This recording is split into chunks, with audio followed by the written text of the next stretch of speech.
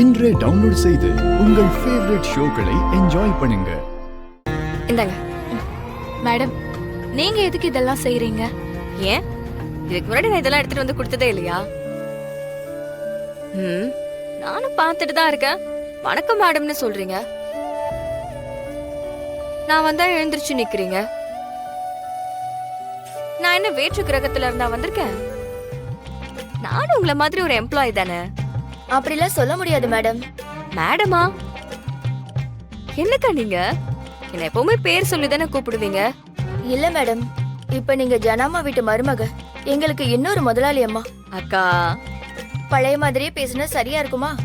நீங்களா கற்பனை பண்ணிக்கிட்டா நான் என்ன பண்றது? எப்பவுமே நான் உங்க தமிழ் தான். நீங்க இது வரைக்கும் எப்படி பழகினீங்களோ அதே மாதிரி பழகுங்க. அதுதான் எனக்கு சந்தோஷத்தை கொடுக்கும். நீங்க எனக்காக எதையுமே மாத்திக்க வேண்டாம்.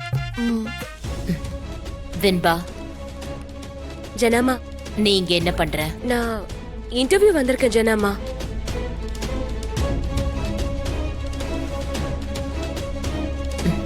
சரி, உள்ளவா.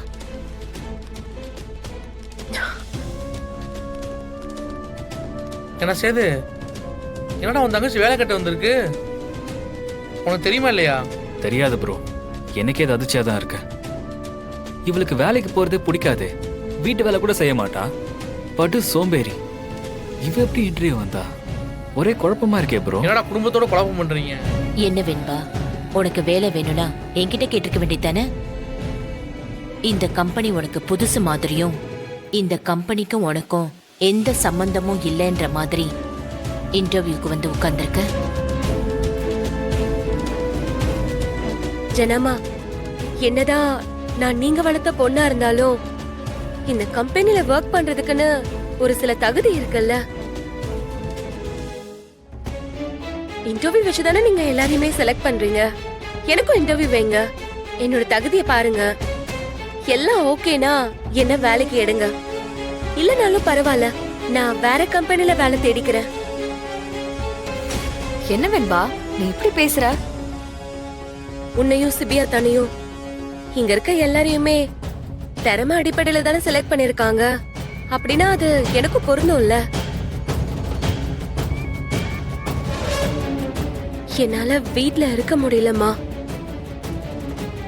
அத்தான் கிட்ட இருந்து மூவ் ஆன் ஆகணும்னா எனக்கு ஒரு டைவர்ஷன் தேவை. அதனாலதான் நான் இங்க வந்தேன். You are appointed. என்னடா அப்பாயிண்ட் பண்ணிட்டாங்க? என்னம்மா இன்டர்வியூ வைக்கல, எதுவுமே கேள்வி கேட்காம? இன்டர்வியூ முடிஞ்சது.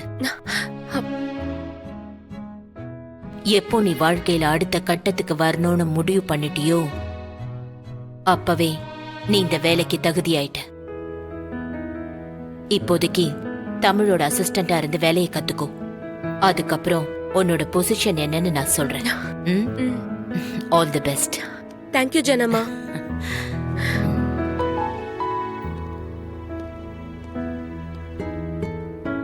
வெண்பா, இங்க சென்டிமெண்ட்டுக்கெல்லாம் இடமே கிடையாது. தீயா வேலை செய்யணும். ஜனாமா உன்னை நம்புறாங்கன்னா அந்த நம்பிக்கை இனி காப்பாத்தணும். என்ன புரியுதா? சரிண்ணா. தமிழ், பழசு எதுவுமே மனசுல வச்சுக்காத. உன்ன மாதிரி என்னையும் ஒரு பிசினஸ் உமனா மாத்த வேண்டிய பொறுப்பு உன்னோடது. நீ என்ன வேலை சொன்னாலும் அதை செய்ய நான் தயாரா இருக்கேன். வெண்பா, என் மனசுல எந்த வெறுப்பும் இல்ல.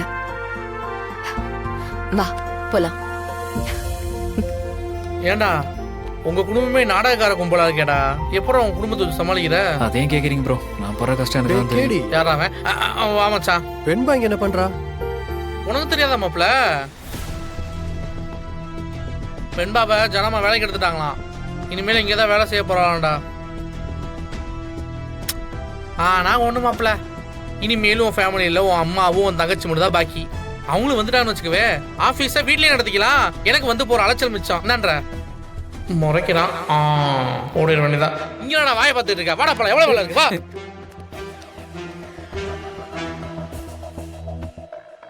எல்லாரும் வந்தாச்சுல, மீட்டிங் ஆரம்பிக்கலாம்ல? இன்னொரு முக்கியமான ஆள் வரணும். அவங்க வந்ததும் மீட்டிங் ஆரம்பிக்கலாம். யாரோ பெரிய இன்வெஸ்டர் வராங்க போல. அவங்க கிட்ட இங்கிலீஷ்ல பேசி ஸ்கோர் பண்ணிடலாம்.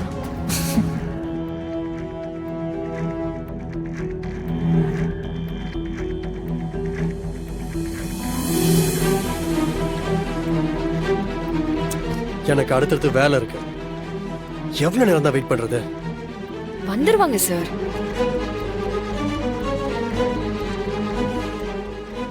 இதோ வந்துட்டாங்களே.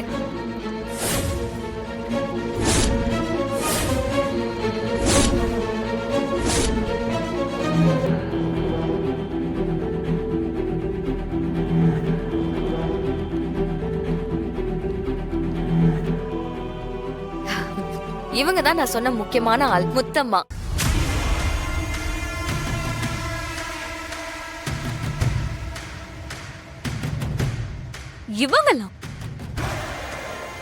இவங்கெல்லாம் எதுக்கு இங்க வந்தாங்க? என்ன ஆபீஸ மாப் போடணுமா? இல்ல கிச்சன்ல பாத்திரம் கழுவணுமா? அதுக்கெல்லாம் தான் இங்க ஆள் இருக்கே தமிழ். இவங்களையுமே ஆபீஸ்ல வேலைக்கு எடுத்துட்டா வீட்ல யாரு வேலை பார்ப்பாங்க? இப்படி முட்டாள்தனமா பண்ணிட்டு இருக்கு. என்ன நடக்குதுன்னே தெரியாத விஷயத்த பத்தி இப்படி பொது வெளியில பேசினா முன்னதான் எல்லாரும் முட்டாளா பாப்பாங்க. நான் வர சொல்லிருக்கேனா அதுக்கு வேல்யூபிளான ரீசன் இருக்கும். அமைதியா இருந்து வேடிக்கை மட்டும் பாக்குறியா? தமிழ், முத்தம்மாவை எதுக்கு வர சொன்ன? ஜனாமாவோட ஐகானிக் ரெசிபிஸ், அதாவது இன்னைக்கு வரைக்கும் மார்க்கெட்டுக்கு வராத ரெசிபிஸ் எல்லாமே முத்தம்மாவுக்கு தான் தெரியும். அது எல்லாம் வாங்கி நம்ம ரீக்ரியேட் பண்ணி ஒரு ஃபுட் ஃபெஸ்டிவலை நடத்தலாம். அதுக்கு நம்ம முத்தம்மாவும் நம்ம சீனியர் ஷெஃப் முருகன் சாரும் சப்போர்ட் பண்ண போறாங்க. என்ன முத்தம்மா, எல்லா ரெசிபிஸும் ஞாபகம் இருக்குல்ல? மறக்கவே மறக்காது தமிழ். இன்னும் சொல்லணும்னா நம்ம வீட்ல சமைச்சு கொடுக்காத ஜனாமாவோட நிறைய புது புது டிஷ் எல்லாமே எனக்கு தெரியும். என் நோட்ல எழுதி வச்சிருக்கேன், நான் ஒன்னொன்னா சொல்றேன்.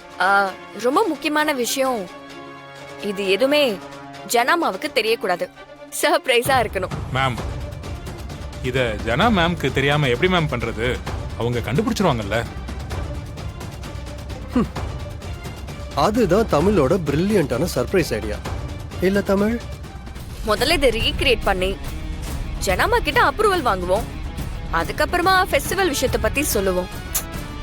அது வரைக்கும் இது சீக்ரெட்டா தான் இருக்கும்.